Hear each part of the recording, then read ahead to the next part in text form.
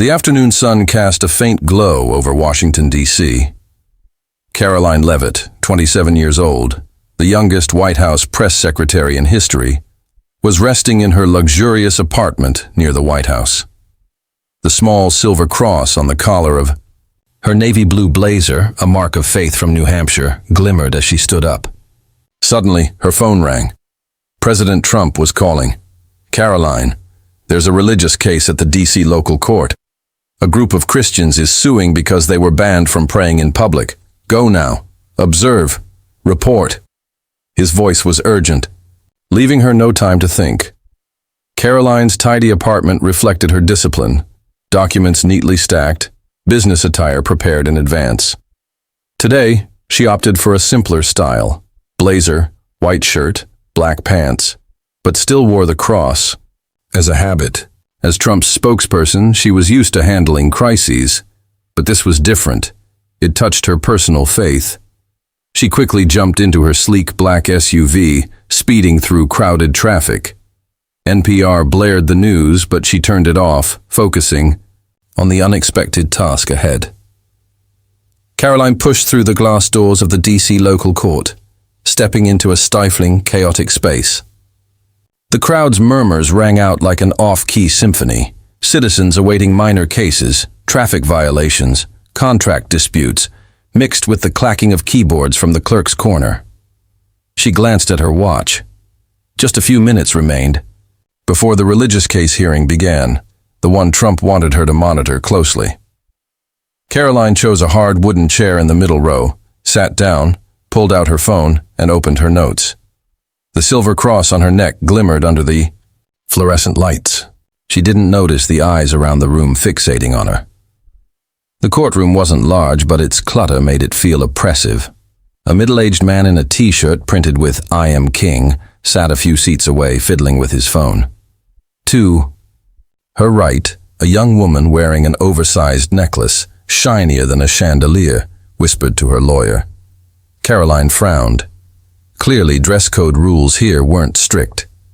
She focused on her task, documenting details of the Christian group, suing the government for banning public prayer in a local park. This was an issue Trump wanted to turn into a symbol for conservatives. She was his eyes here. The wooden door behind the judge's bench swung open, and Judge Charles Hargrove stepped out.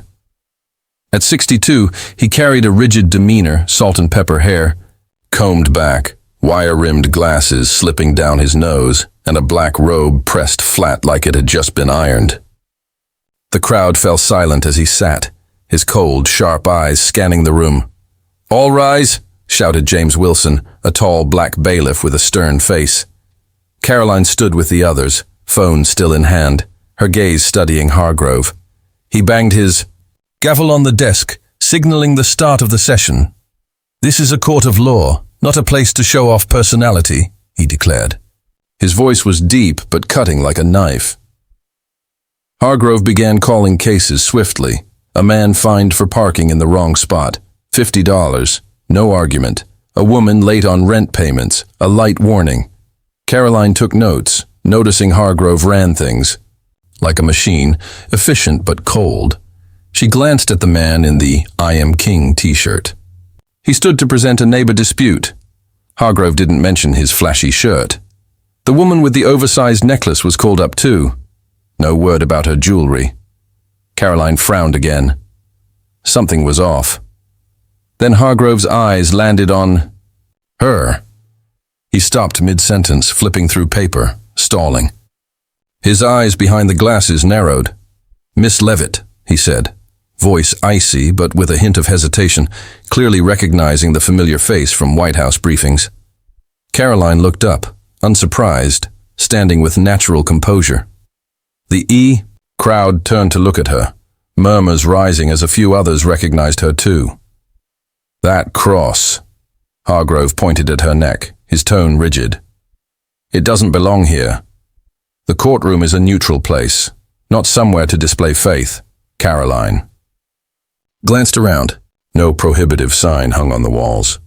She replied, voice clear and confident. "I'm Karoline Leavitt, White House press secretary, here to observe a case for work.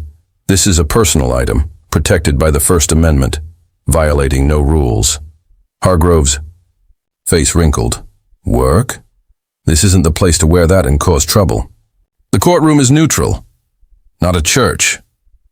He banged his gavel again to emphasize his authority. James Wilson, the bailiff, tilted his head. Mrs. Thompson, the middle-aged court clerk with her hair in a tight bun, stopped typing, glancing at So. Karoline curiously.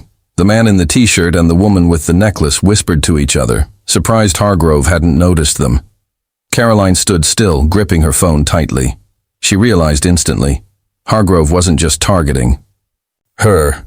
He was targeting the cross, a symbol he seemed to despise. "Sir, I have the right to wear it under the First Amendment," she said calmly but firmly. Hargrove cut her off. "Don't lecture me on the law. Step up to the bench. Now." The crowd held its breath. Karoline took a deep breath and stepped up to the defendant's stand, her heels clicking lightly on the old wooden floor. The room fell silent.